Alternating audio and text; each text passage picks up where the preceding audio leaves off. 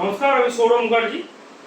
আজকে যে টপিকটি নিয়ে আজকে আপনার সঙ্গে আলোচনা করব সেটি হচ্ছে, ইতিমধ্যে আমার কাছে একটা কেস এসছে। এই কেসটার সাবজেক্ট হয়েছে যে কমপ্লেনার, তার বক্তব্য যে সে ব্যাংক থেকে একটি গাড়ির মেটারে লোন নিয়েছিল। একটা গাড়ি কিনেছে, উনি লরি কিনেছে, কমার্শিয়াল ভেহিকল, তার পরিপ্রেক্ষিতে লোন নিয়েছিল।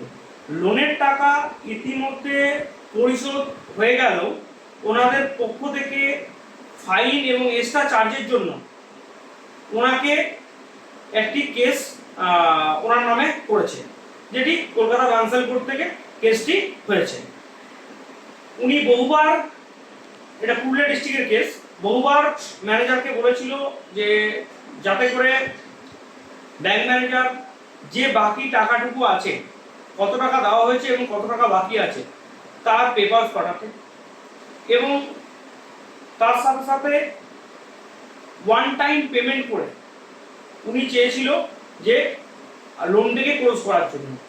কিন্তু ব্যাংক ম্যানেজারের পক্ষ থেকে তাকে কোনো রকম হেল্প করা হয়নি, অথচ ওনার গাড়িকে সিজ করা হয়, গাড়িকে টেনে নেওয়া হয়।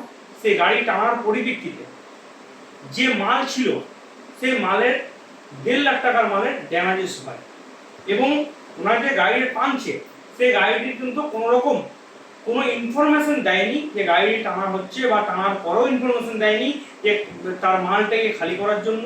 এবং গাড়ির লরির ভিতরে যে মালটি ছিল সেই মালটি টোটালটি ড্যামেজ হয়ে যায়, তাতে 1.5 লক্ষ টাকার মাল ক্ষতি হয়। যথারীতি গাড়িটিকে উনি ফাইন দিয়ে যা প্রসিডিউর আছে সেটা করে গাড়িটিকে রিকভারি করে নিয়ে আসেন। তারপরেও উনি বহুবার বলেছে যে ওয়ান টাইম উনি পেমেন্ট করতে চান, যে টাকাটি ডিউ পড়ে আছে সেই কিস্তির টাকা ওয়ান টাইম পেমেন্ট করলে পরে যতদিন আগে সে পেমেন্ট করছে তার যে ইন্টারেস্ট মানি সেটাকে অতি অবশ্যই কম করতে হয়।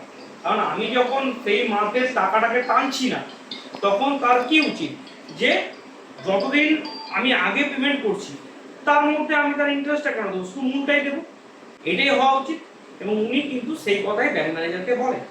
ব্যাংক ম্যানেজার তার কথাতে এগ্রি হয় না, এবং ব্যাংক ম্যানেজারের কথা অনুযায়ী এখন পর্যন্ত ওনার 15-16টা কিস্তি কিছু বাকি আছে বলছেন। কিন্তু মালিক পক্ষ বলছে যে টাকা আমি দিয়েছি তাতে করে আমার পরিশোধ হয়ে যাওয়ার কথা, কিন্তু ওনারা সিস্টেমে বলতে চাইছেন, দেখাচ্ছেন যে না, ওনারা এখন 16টা কিস্তি বাকি আছে। উনি তাকেও এগ্রি যে আমি ওয়ান টাইম পেমেন্ট করব, কিন্তু উনি পেমেন্ট নিতে ওয়ান টাইমে এগ্রি না, এবং যদি নিতে চায় তাহলে ওনাকে ফুল পেমেন্ট করতে হলেও ওনার সুদ ইন্টারেস্ট সহকারে পেমেন্ট করতে হচ্ছে, যেটি মালিক কর্তৃপক্ষের কাছ থেকে এটা কোনোদিনই কেউই দেবে না, এবং আমি দিতেও বলবো না।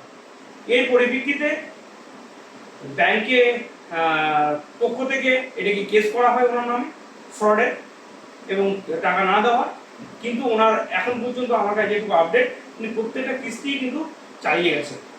এই ধরনের কেসের জন্য অতি অবশ্যই আমাদের সঙ্গে যোগাযোগ করুন, যাতে এই যে ব্যাংকগুলি বা যে লোন কোম্পানিগুলি এইভাবে ফ্রড করছে তাদের উপরে ইমিডিয়েট স্টেপ নিতে পারি, এবং রিজার্ভ ব্যাংক অফ ইন্ডিয়ার গাইডলাইন অনুযায়ী যে লাইসেন্স নিয়ে ওরা কাজ করছে সেই লাইসেন্স কীভাবে বাজেয়াপ্ত করা যায় এবং কিভাবে এই লাইসেন্সটাকে ক্যান্সেল করা যায় তার কি প্রসিডিওর আছে, এবং আমরা মহামান্য অনারেবল হাইকোর্টের দ্বারস্থ হচ্ছি।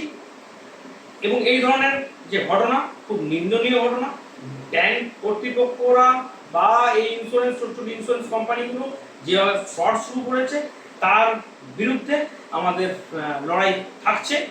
এবং আগামী দিনে হয়তো এই ধরনের যে আরও যে ঘটনাগুলি আছে সমস্ত ঘটনাকে নিয়ে আমরা সুপ্রিম কোর্টেও হয়তো পিল আপিল করতে পারি। নমস্কার।